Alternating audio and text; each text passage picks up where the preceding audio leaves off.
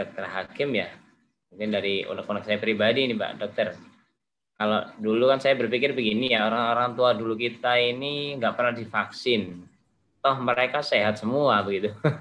Makanya kemarin saya berasumsi bahwa wah orang tua kita dulu aja sehat, nggak pakai vaksin apa-apa itu umurnya bahkan bertahan lebih lama ya. Bertahan lebih lama ya, masih umurnya panjang daripada generasi micin hari ini begitu. Lantas kemudian saya berpikir ya karena Allah mentakdirkan seseorang itu dilahirkan itu sudah dilengkapi dengan imun alami ya seperti yang disampaikan oleh Dokter Hakim tadi, itu apakah cukup dengan pandangan seperti itu atau memang seperti apa ya kalau di kondisi saat ini begitu? Mungkin bisa diberikan pencerahan ya. Mungkin sebagian ada pertanyaan itu di benak masyarakat kita.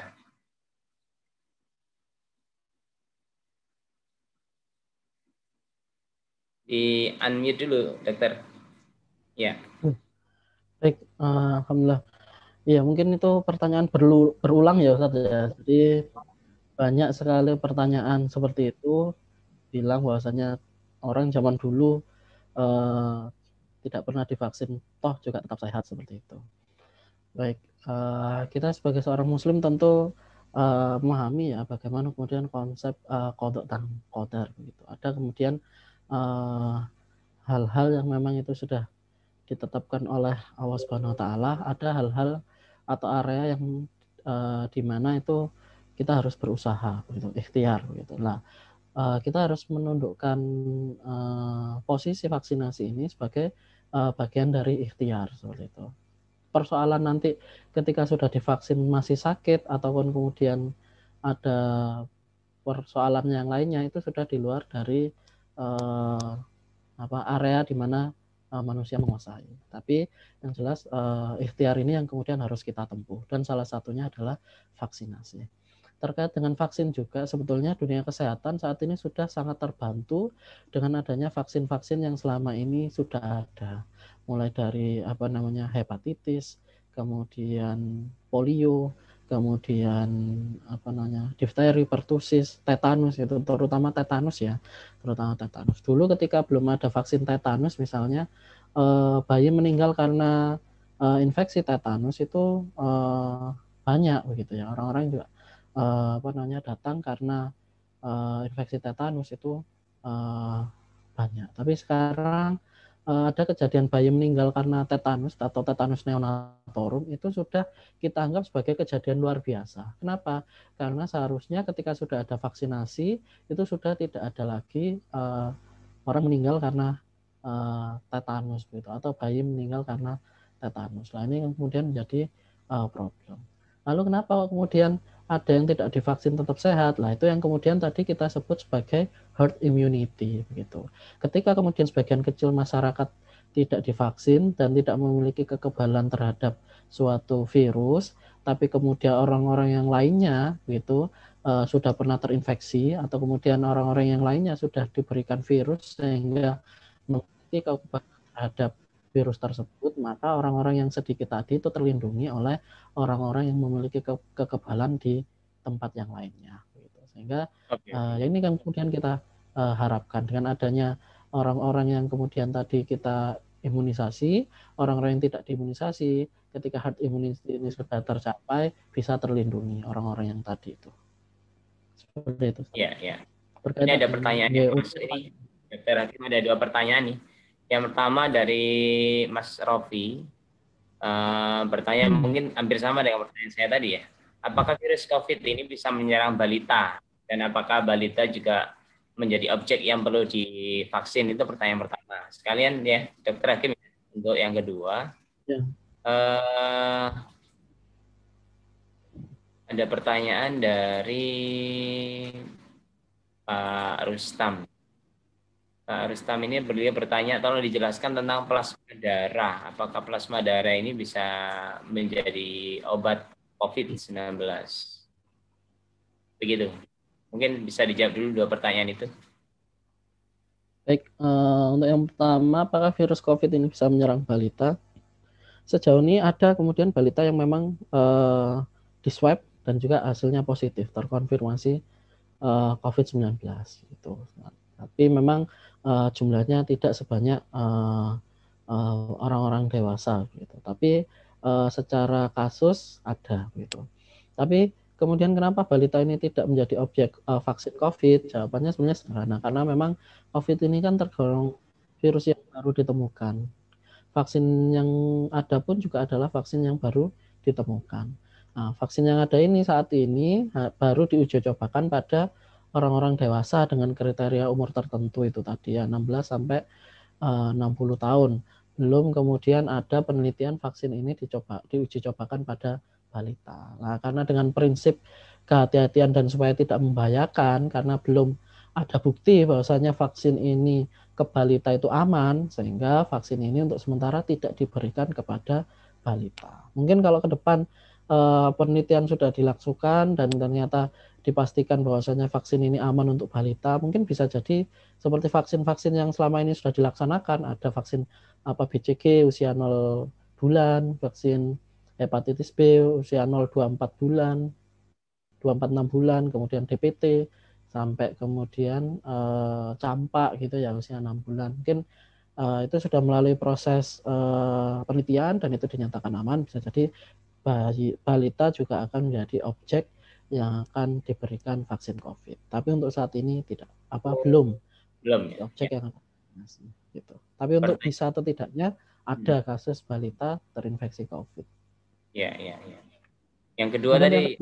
Yang kedua tentang plasma darah, mungkin maksudnya adalah terapi plasma konvalesen atau TPK. Ya. Terapi plasma konvalesen ini secara penelitian juga masih terus dikembangkan ya, jadi masih menjadi perbincangan di kalangan peneliti termasuk juga di kalangan tenaga kesehatan. Hanya saja secara empiris, jadi secara fakta gitu. Jadi orang-orang yang dengan kondisi yang berat dan diberikan terapi plasma konvalesen ini beberapa kasus ini bisa terbantu. Jadi tidak sampai kemudian jatuh pada kondisi yang lebih berat atau pada kondisi sampai berakhir pada kematian. Jadi biasanya terapi plasma konvalesen itu adalah plasma darah dari pasien-pasien yang telah terinfeksi COVID. Jadi pasien-pasien yang telah terinfeksi COVID dinyatakan sembuh, maka di dalam plasmanya itu kan mengandung berbagai macam antibodi dan juga zat-zat yang diperlukan saat ini ya, penelitiannya masih diperlukan dalam melawan virus COVID. Terapi plasma konvalesen atau TPK ini diberikan pada kondisi sedang yang akan berakhir yang akan menuju ke berat. Jadi untuk mencegah seorang pasien ini tidak sampai pada kondisi yang berat atau sangat berat sehingga membutuhkan ventilator dan kemudian berakhir kematian, ini bisa digunakan terapi plasma konvalesen. Ini sekali lagi penelitiannya masih terus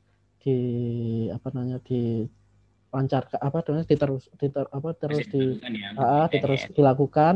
Hanya saja secara empiris selama ini rumah sakit menggunakan terapi plasma konvalesen ini dianggap efektif gitu. Nah, ini diberikan pada mereka yang mau menuju ke berat. Jadi kalau diberikan pada orang-orang dengan gejala ringan atau yang sudah sangat berat, yang mungkin sudah harapan hidupnya kecil, ini selama ini sih tidak memiliki pengaruh yang signifikan. Tapi pada kondisi-kondisi yang sedang, yang kemudian prediksi dokter ini akan menuju ke kondisi yang sangat berat, nah ini perlu diberikan terapi plasma konvalesen untuk mencegah kondisi berat itu tadi. Iya. Baik, terima kasih Dr. Hakim untuk pencerahannya. Ini ada satu lagi pertanyaan. Bagaimana halal atau haram untuk vaksin COVID ini? Mungkin bisa dibantu jawab nih Pak Adi. Kalau dalam pandangan Islam, untuk vaksin COVID ini halal atau haram? Mungkin nanti bisa dilengkapi sama Dr. Hakim. Ya, sesuai dengan yang kita dengar kemarin terkait dengan vaksin yang sudah masuk di Indonesia atau dari Sinovac, ya ada pernyataan dari MUI bahwa itu halal, kan gitu ya. Jadi ya kita harus percaya saja gitu ya. Nah, tapi yang harus kita buat catatan, kalau misalnya ada unsur haramnya di dalam sebuah obat ataupun vaksin itu nilainya tidak sampai haram ya. Nilainya itu hanya makruh saja. Meskipun ya kita harus mengusahakan menggunakan obat atau vaksin dengan barang-barang yang halal ya, seperti itu. Tapi kalau memang terpaksanya pengobatan itu tidak ada cara lain, itu ya hitungannya sampai makruh ya, tidak sampai haram.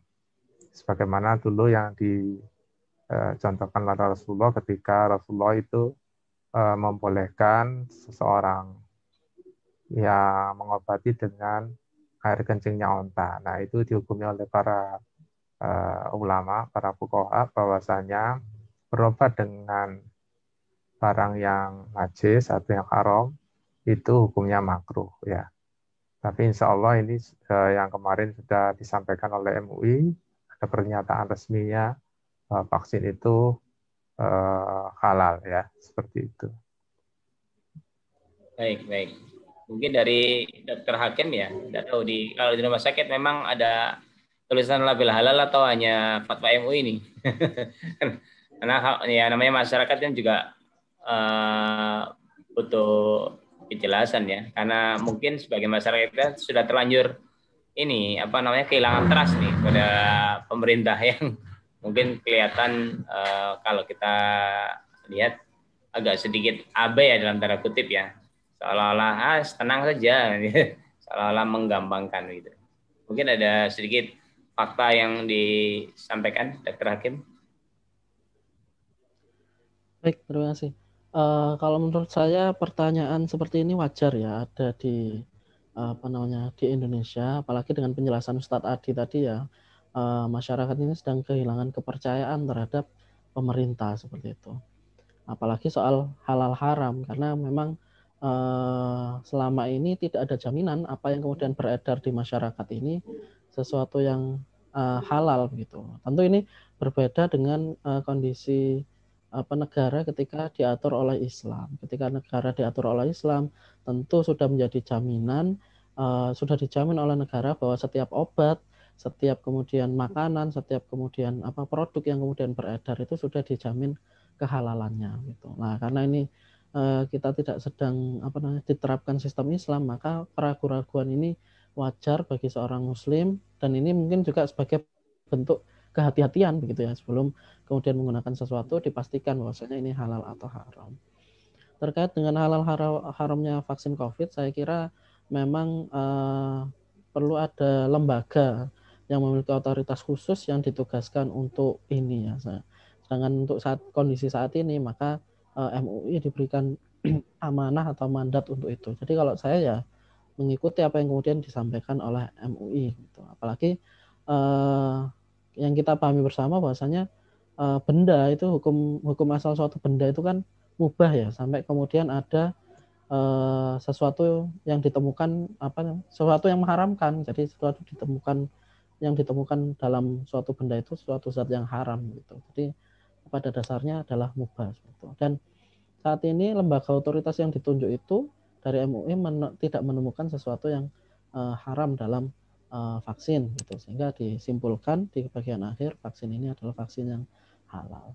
Mungkin sedikit menjawab keraguan dari pemirsa sekalian, teman-teman saudara-saudara sekalian, mungkin pernah ya dengar bahwasanya vaksin ini dikembangkan dari sel janin yang diaborsi atau kemudian bersinggungan dengan enzim babi atau tripsin. Nah, itu sebetulnya jadi vaksin itu kan sebelum dia masuk ke dalam uji klinis begitu ya. Jadi harus ada kemudian virus yang itu dikembangbiakkan. Jadi mungkin saya tadi tidak jelaskan ya jenis-jenis vaksin. Ada kemudian jenis vaksin yang itu menggunakan virus yang dilemahkan atau yang sudah dirusak materi genetiknya. Ada yang kemudian itu menggunakan materi genetik virus yang ditempelkan pada virus lain yang lebih tidak infeksius begitu, atau adenovirus base gitu, atau juga yang dengan menggunakan mRNA. Nah, untuk vaksin Sinovac ini menggunakan virus yang sudah dimatikan, sudah dihancurkan. Jadi Kita sebutnya sebagai inactivated virus. Nah, virus ini ketika dimasukkan ke dalam vaksin itu harus ada dalam jumlah yang banyak begitu. Nah, virus yang ada dalam jumlah yang banyak ini dibiakkan dalam sel-sel begitu. Nah, sel ini yang kemudian oleh peneliti ada yang sudah diuji bahwasanya ada yang menemukan sel ini untuk mengembangkan virus ya itu ada dengan menggunakan sel kera hijau. Ada juga mengembangkannya dengan sel janin aborsi, bekas aborsi. Jadi dulu awal-awal ketika penelitian vaksin ini mulai gencar itu di Amerika, itu ada peneliti yang mencoba dengan menggunakan, ya memang itu hasil aborsi, janin hasil aborsi, kemudian diambil itu bagian selnya, ternyata ini dianggap sebagai media yang efektif dalam mengembangbiakkan virus begitu. Tapi sel itu tidak diambil, virusnya yang kemudian diambil, dihancurkan, kemudian dimasukkan dalam partikel vaksin seperti itu.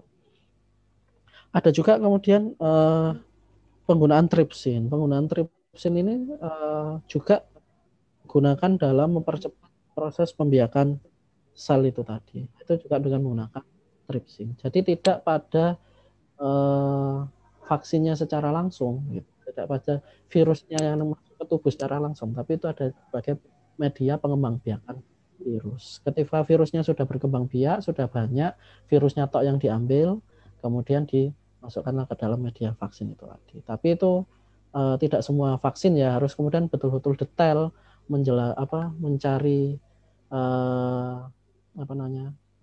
bagian-bagian vaksin apakah memang betul ini dengan menggunakan tripsin, bersinggungan dengan tripsin ataupun dengan sel janin hasil aborsi atau dengan bahan-bahan yang lainnya gitu.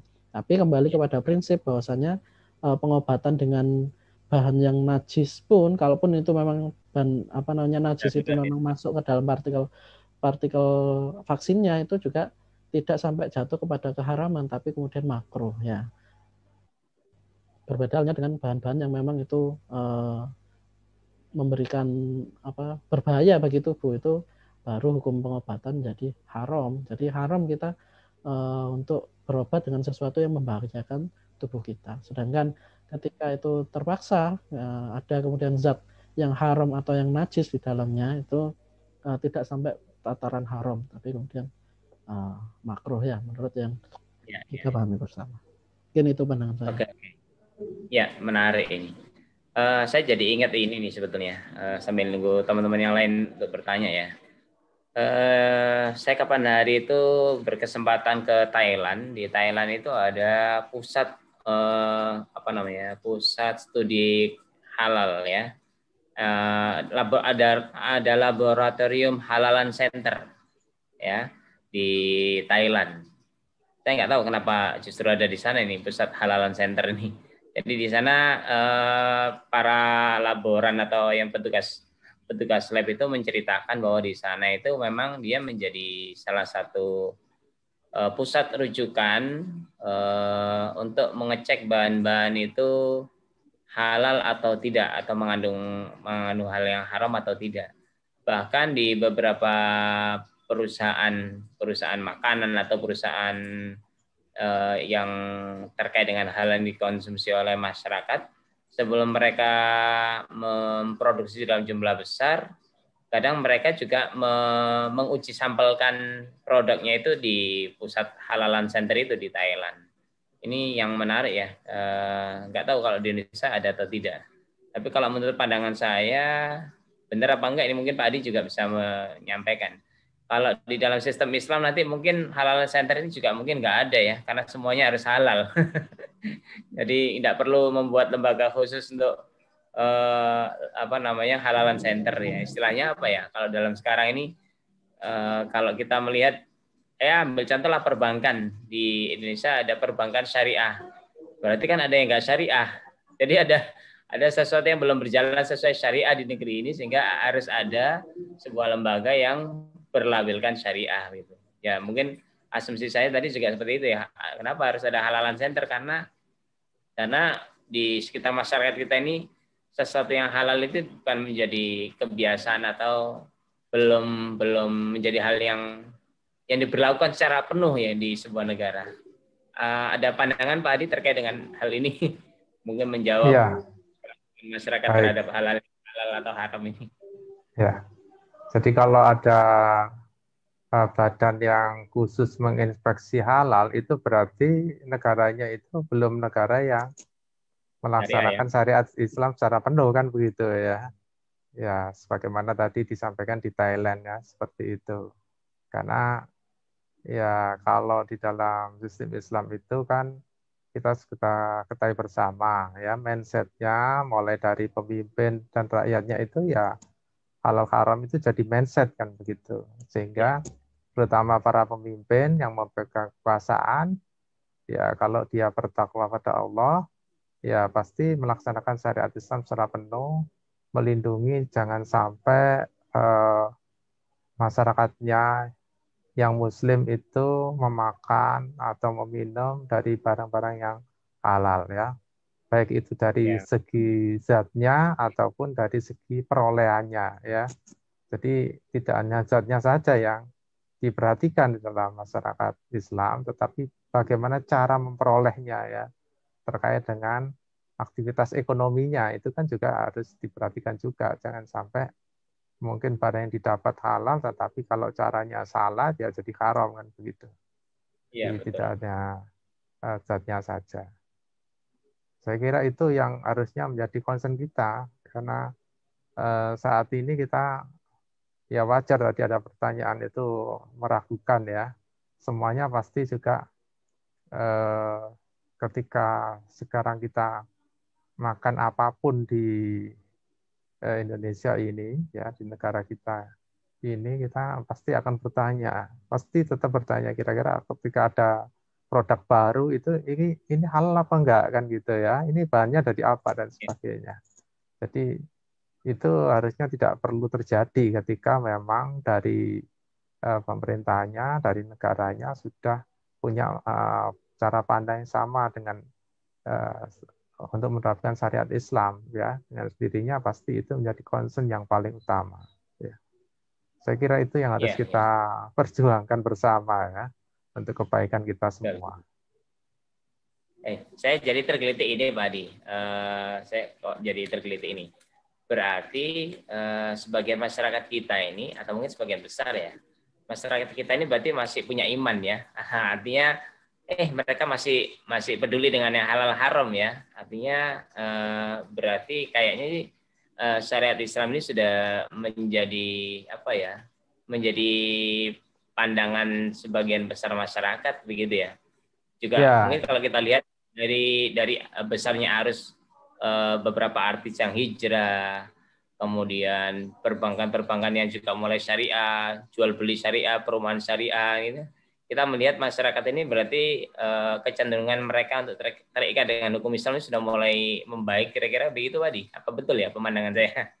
ya, insya Allah itulah hasil dari buah dari dakwah yang dilakukan para ustadz, para kiai, para ulama ya, yang terus-menerus untuk menyampaikan Islam, sehingga masyarakat sebagian besar secara opini halal haram itu sudah menjadi hal yang sekarang menjadi concern ya, menjadi fokus perhatian begitu. Dan ini adalah perkembangan yang bagus harusnya ya. Oleh karena itu ya kita harus mendorong juga bahwa tidak hanya masyarakat saja yang sudah bagus, tumbuh berkembang jadi baik, tetapi bagaimana kita juga mendorong para pemimpin ya negara ini juga punya concern yang sama, karena dialah yang dapat amanah yang untuk mengurusi urusan umat ini ya. Jadi Betul, betul, betul. masyarakat juga harus mendorong gitu ya, menghimbau atau ya terus melakukan dakwah agar negara kita betul-betul bisa menerapkan Islam secara kafah gitu ya. Dan itu untuk kebaikan kita semua, tidak hanya kaum muslimin saja ya. Nanti seluruh orang yang non-muslim pun juga pasti akan merasakan kebaikan dari syariat, diterapkannya syariat Islam itu. Iya, iya. Ini harusnya pemerintah ini bersyukur ya masyarakatnya ada yang berdakwah ya, sehingga kepedulian terhadap halal haram ini menjadi bagian dalam kehidupan mereka ya. Ya mudah-mudahan Pak Adi Kita berdoa mudah-mudahan Ya, insya Allah pemimpin-pemimpin ya. berikan hidayah.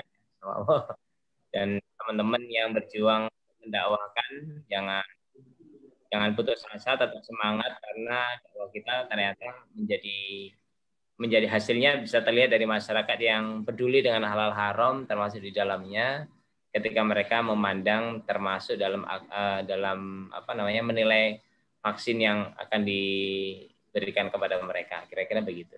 Masih ada pertanyaan nggak ya? Kita cek. Ada yang masuk barangkali Pak Adi di kolom chat? Kalau saya lihat di sini sudah nggak ada nih. Cukup, barangkali kalau memang nggak ada closing statement barangkali dari Dr. Hakim dulu. Nanti sebelum dilanjutkan Pak Adi, kalau memang sudah tidak ada pertanyaan. Closing statement dari Dr. Hakim, bagaimana pandangan Dr. Hakim terkait dengan vaksinasi ini untuk masyarakat, pesannya apa, dan apa yang harus kita tetap pegang nih, biar kita tetap sehat dan aman beraktivitas. Silakan Dokter. Bisa di-unmute dulu.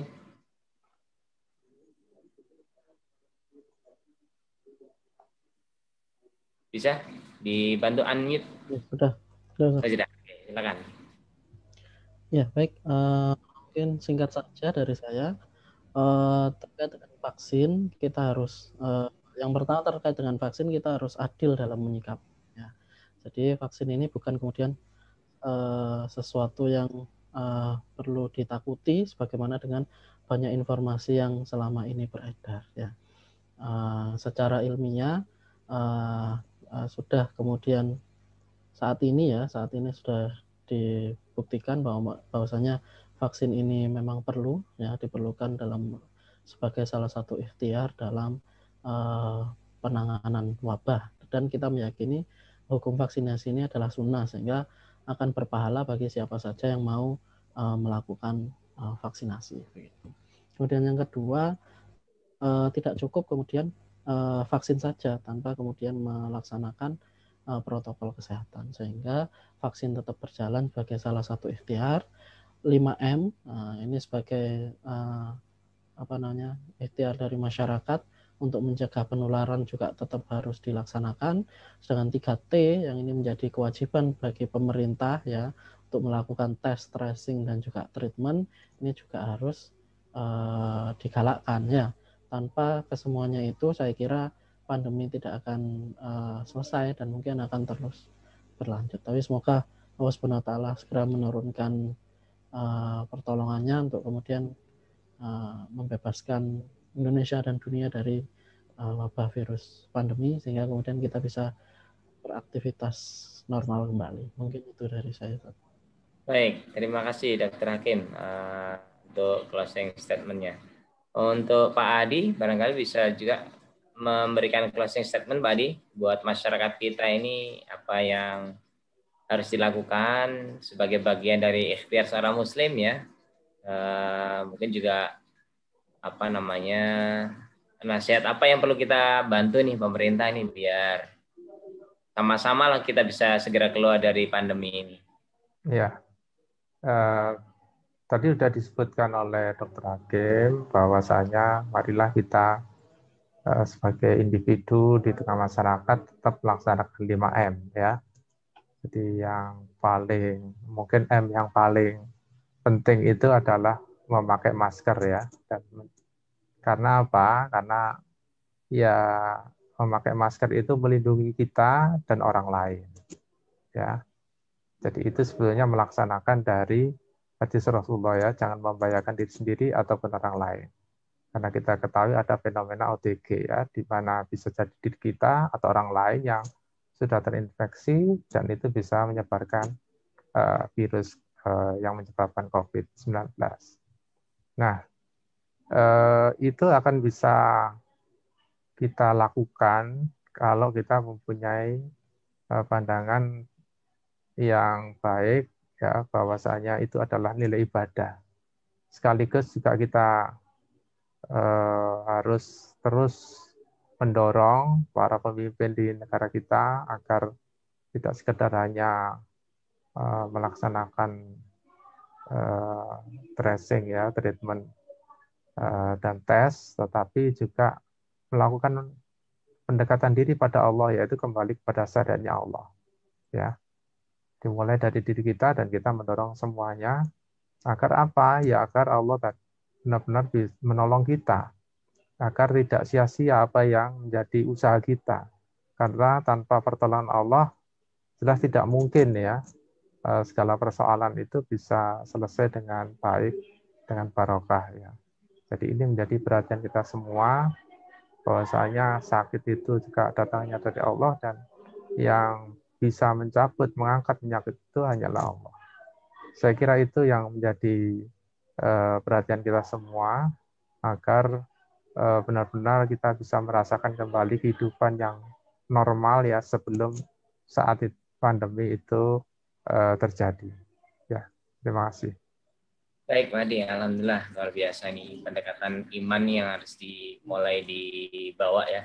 Termasuk tadi kayaknya memang pemerintah sudah berikhtiar secara secara ilmiah, secara medis ya, mencari solusi dengan vaksin.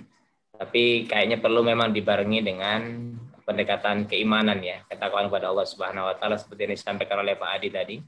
Karena kalau kita lihat di ayat Al-Qur'an, kalau Allah sudah berkehendak kun fayakun, maka jadilah ya, nggak perlu menunggu lama kalau Allah ini berkehendak ya. Jadi mungkin ikhtiar langitnya atau spiritualnya ini harus mulai digemborkan oleh pemerintah ini biar wabah kita ini segera berakhir.